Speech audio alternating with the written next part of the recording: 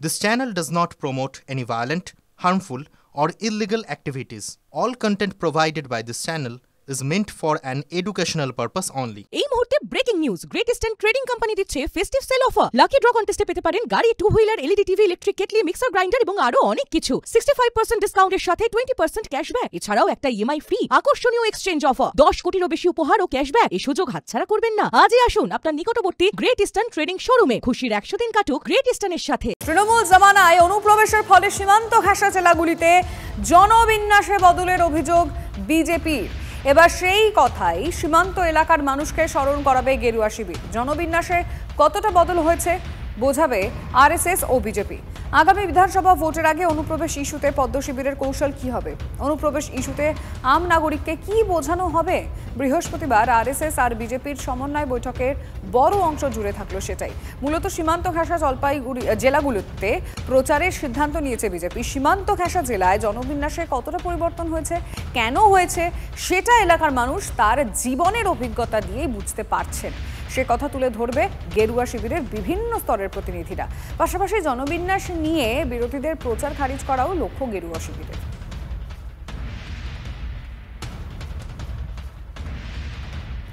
তৃণমূল জামানায় অনুপ্রবেশের ফলে সীমান্ত ঘেঁষা জেলাগুলিতে জনবিন্যাসে বদলের অভিযোগ বিজেপির। এবার সেই কথাগুলোই সীমান্ত এলাকার মানুষকে স্মরণ করাবে গেরুয়া শিবির। জনবিন্যাসের ফলে কতটা বদল হয়েছে বোঝাবে আরএসএস বিজেপি। আগামী বিধানসভা ভোটে অনুপ্রবেশ ইস্যুতে পদ্ম শিবিরের কৌশল কি হবে? অনুপ্রবেশ ইস্যুতে আম নাগরিককে কি বোঝানো হবে?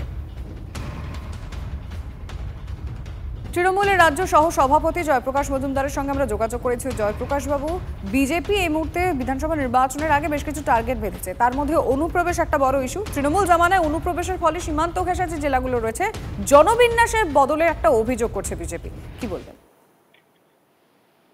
দেখুন, বাংলার মানুষের কাছে এই সব ইস্যু তুলে মানুষকে ভুল বোঝানোর চেষ্টা করবে বিজেপি। বাংলার গরিব মানুষের পেটে ভাত নেই, মাথায় ছাদ নেই, সেই সব দিক থেকে মুখ ঘোরানোর জন্যে তারা এখন জনবিন্যাস নিয়ে কথা বলছে। কিন্তু সব থেকে বড় প্রশ্ন, যদি অনুপ্রবেশের জন্য জনবিন্যাস বদলে যায় তো বর্ডার পাহারা দেওয়ার দায়িত্ব তো বিজেপি সরকারের। বিজেপি যে বর্ডার সিকিউরিটি ফোর্স, অমিত শাহের দপ্তর, তাদের তো বর্ডার পাহারা দেওয়ার দায়িত্ব। বিদেশি কারুর হাত থেকে দেশকে রক্ষা করার দায়িত্ব কার? মমতা বন্দ্যোপাধ্যায় না অমিত শাহ? এইসব বলতে গেলে আরো বিপাকে পড়বে বিজেপি। এমনিতেই চোরাবালিতে কোমর পর্যন্ত ডুবে আছে, সামনের দিনে দেখবেন সম্পূর্ণটাই ডুবে গেছে। কারণ মানুষ উত্তর চাইবে ভাতের এবং ছাতের। মাথার উপর ছাদ চাই, পেটে ভাত চাই, এবং সব থেকে বড় কথা বাংলা ভাষার উপযুক্ত সম্মান চাই।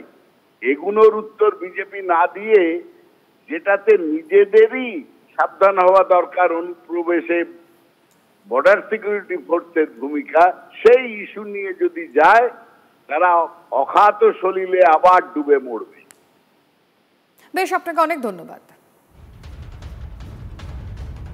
কর্ণাটকে ভোট চুরির নয়া অভিযোগ রাহুলের। নিশানা কমিশনকে সফটওয়্যার ব্যবহার করে ভোটার তালিকা থেকে নাম মোছার অভিযোগ। একটি কেন্দ্রেই ৬,০০০ ভোট চুরির বিস্ফোরক অভিযোগ করছেন রাহুল গান্ধী। লোকসভার বিরোধী দলনেতার অভিযোগ ভিত্তিহীন, পাল্টা দাবি করছে নির্বাচন কমিশন। রাহুলকে অনুপ্রবেশকারীদের রক্ষাকর্তা বলে আক্রমণ বিজেপি। स्टेज पे बिना प्रूफ के नहीं चलूंगा, बता रहा हूं। ये है इनकी এক মাস আগে ভোট চুরি নিয়ে অ্যাটম বোমা ফাটিয়েছিলেন। অভিযোগের কেন্দ্রে ছিল নতুন ভোটারের নাম তোলা। এবার ভোটারের নাম কাটা নিয়ে বোমা ফাটালেন রাহুল। মহাদেবপুরার পর এবার কর্ণাটকের আলন্দ বিধানসভা।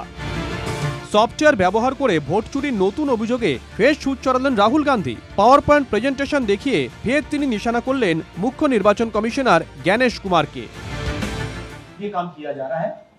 सॉफ्टवेयर प्रोग्राम कह रहा है पहला नाम निकालो और इसका प्रयोग करके डिलीट करो। ये है सबूत कि ज्ञानेश कुमार जी वोट चोरों की रक्षा कर रहे हैं और ये ब्लैक एंड व्हाइट सबूत है। জবাব দিতে দেরি করেনি বিজেপিও। অনুপ্রবেশকারীদের সঙ্গে কংগ্রেসের যোগসূত্রের অভিযোগের সুর চড়িয়েছেন কেন্দ্রীয় স্বরাষ্ট্রমন্ত্রী। हर बार झूठा नैरेटिव फैलाते। ये राहुल गांधी की यात्रा घुसपैठिया बचाओ यात्रा। মাসখানেক আগে কংগ্রেস শাসিত কর্ণাটকের মহাদেবপুরা বিধানসভায় নতুন ভোটারের নাম তোলা নিয়ে অনিয়মের অভিযোগ তোলেন রাহুল। তা নিয়ে তোলপাড় হয় রাজনৈতিক মহল। নাম না করে রাহুলের অভিযোগ ভিত্তিহীন বলে উড়িয়ে দেন মুখ্য নির্বাচন কমিশনার। और मेरे सर सारे मतदाताओं को अपराधी बनाना और चुनाव आयोग शांत रहे, संभव नहीं। हलफनामा देना होगा या देश से माफी मांगनी होगी, तीसरा विकल्प नहीं है।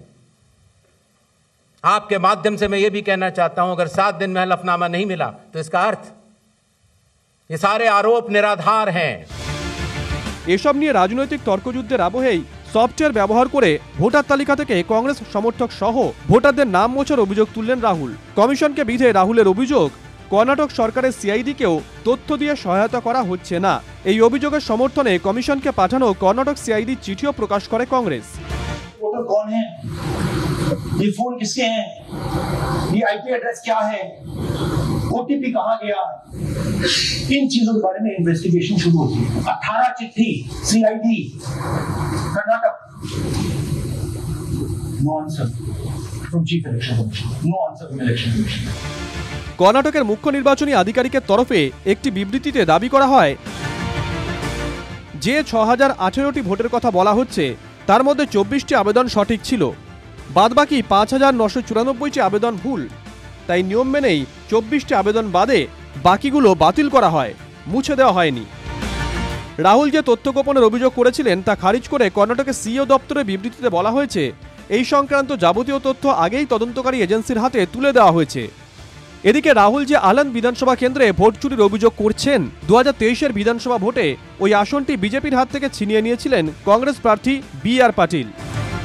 আবার 2024-এর লোকসভা ভোটে বিদার লোকসভায় কংগ্রেস জিতলেও ওই কেন্দ্রের অন্তর্গত আলান্দ বিধানসভায় এগিয়েছিলেন বিজেপি প্রার্থী। তা নিয়ে প্রশ্ন তুলছে বিজেপি। आलंद विधानसभा क्षेत्र ये कांग्रेस के ही कैंडिडेट ने जीती थी 2023 में 10,348 मत। कांग्रेस ने वोट चोरी करके सीट जीती थी। बार बार राहुल गांधी जी का प्रयास है कि लोकतंत्र पर प्रहार किया जाए और जिस तरह से बांग्लादेश नेपाल में स्थिति बनती है वैसे झूठ बोल बोल के वहां पे स्थिति पैदा कर दो देश में। কর্ণাটকের মহাদেবপুরায় ভোট চুরির অভিযোগ তোলার পরে এই ইস্যুকে সামনে রেখে ভোটমুখী বিহারে পথে নামেন লোকসভার বিরোধী দলনেতা। সেই সময় হাইড্রোজেন বোমা ফাটানোর হুঁশিয়ারি দিয়েছিলেন তিনি। বৃহস্পতিবারের প্রেস কনফারেন্সের আগেও অনেকের এ নিয়ে কৌতূহল ছিল, তবে রাহুল বুঝিয়ে দেন এটা সেই বোমা নয়।